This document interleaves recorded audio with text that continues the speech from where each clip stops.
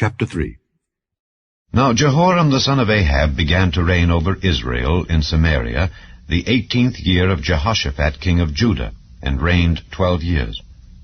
And he wrought evil in the sight of the Lord, but not like his father and like his mother, for he put away the image of Baal that his father had made.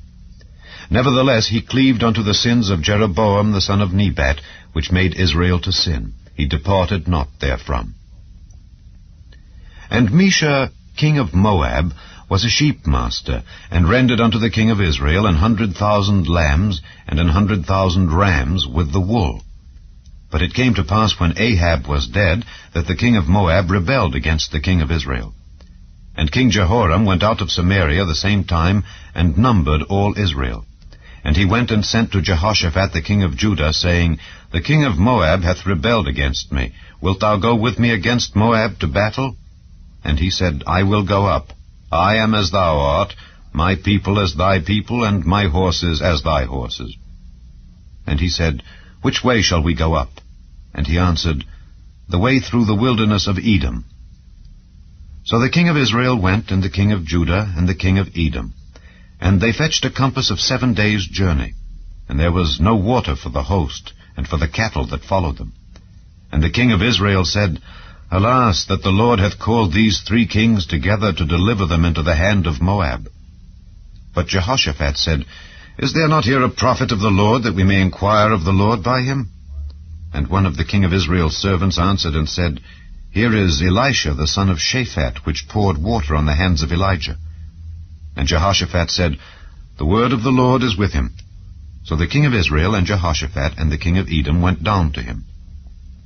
And Elisha said unto the king of Israel, What have I to do with thee? Get thee to the prophets of thy father, and to the prophets of thy mother. And the king of Israel said unto him, Nay, for the Lord hath called these 3 kings together to deliver them into the hand of Moab.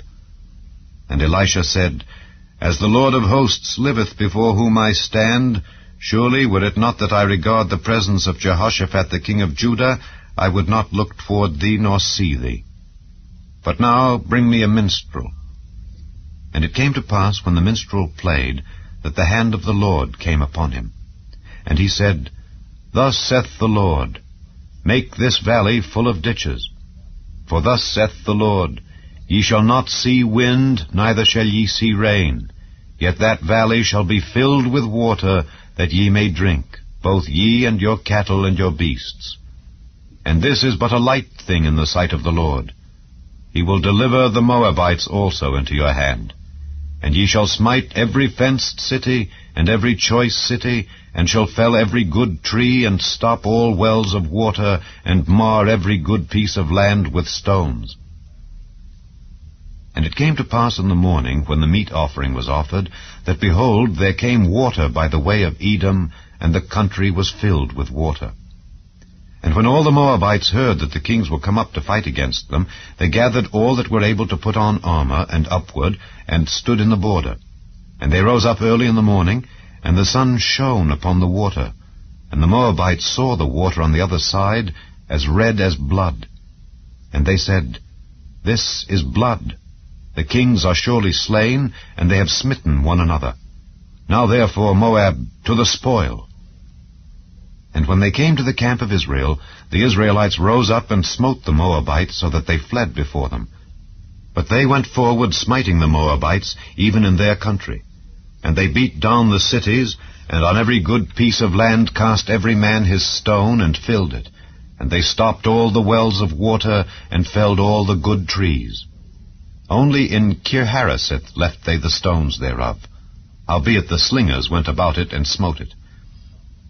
And when the king of Moab saw that the battle was too sore for him, he took with him 700 men that drew swords, to break through even unto the king of Edom, but they could not.